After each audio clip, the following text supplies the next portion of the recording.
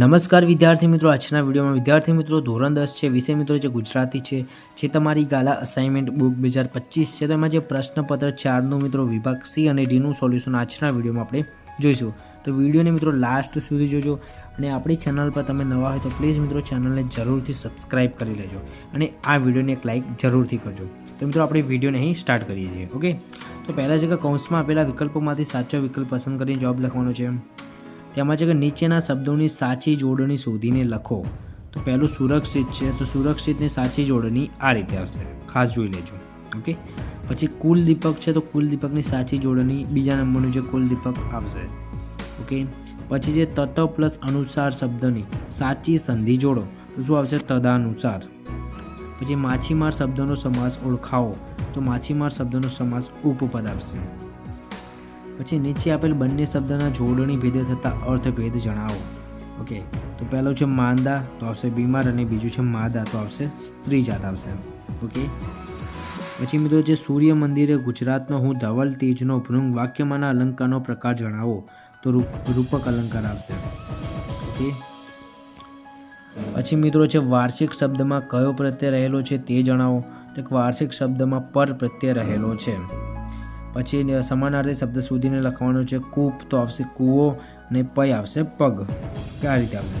પછી ઉદારતા સંજ્ઞાનો આપેલા વિકલ્પોમાંથી સાચો પ્રકાર શોધીને લખો, તો ઉદારતા સંજ્ઞાનો જે આવશે ભાવવાચક સંજ્ઞા આવશે, ખાસ યાદ રાખજો.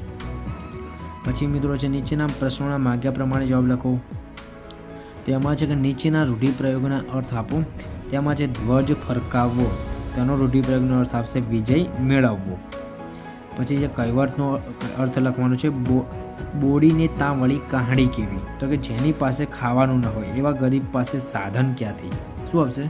તો કે જેની પાસે ખાવાનું ન હોય એવા ગરીબ પાસે સાધન ક્યાંથી? તો આ રીતે કહેવતનો અર્થ આવશે.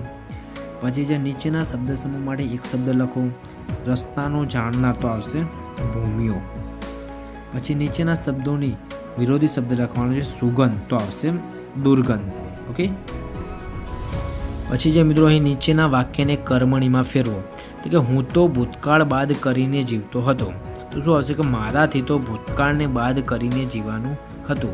પછી નીચેના તળપદા શબ્દનું શિષ્ટ રૂપ લખો. વાળું, તો આવશે રાતનું ભોજન. પછી નીચેના વાક્યમાંથી વિશેષણ શોધી તેનો પ્રકાર જણાવો. તો કે રીસાળ શિશુને બોલાવતી બા હતી, તો શું આવશે? બોલાવતી એ ક્રિયા વિશેષણ આવશે. પછી નીચેના વાક્યમાંથી ક્રિયા વિશેષણ શોધી તેનો પ્રકાર જણાવો. તો કે વૈભવ એકાએક રડવા લાગ્યો, તો એકાએક આવશે રીતિવાચક આવશે સંજ્ઞા. ઓકે, પછી જે ત્રિભુવન શબ્દના ધ્વનિ ઘટકો છૂટા પાડો, સ્વર અને વ્યંજન. ઓકે, તો એના જે ત પ્લસ ર પ્લસ ઈ પ્લસ ભ પ્લસ ઉ પ્લસ વ પ્લસ અ પ્લસ ન. ઓકે, તો એ ગુણમાં છે સ્વર અને વ્યંજન છૂટા પાડવાના. તો ત્રિભુવન શબ્દના આ રીતે જે ધ્વનિ ઘટકો છૂટા પડશે, ખાસ જોઈ લેજો. પછી જો નીચેના વાક્યનું પ્રેરક વાક્યમાં રૂપાંતર કરો. તો કે દિશા ચા બનાવે છે, તો કે દિશાથી ચા બનાવાય છે. ઓકે, પછી નીચેના પંક્તિમાં રહેલો છંદ ઓળખાવો. તો કે તીર્થી પામવા પક્ષી વ્યર્થ આ ક્રૂરતામાંથી. તીર્થી પક્ષી તો નાના કિંતુ સ્થૂળ મળી શકે, તો કયો છંદ આવશે? અનુષ્ટુપ છંદ આવશે.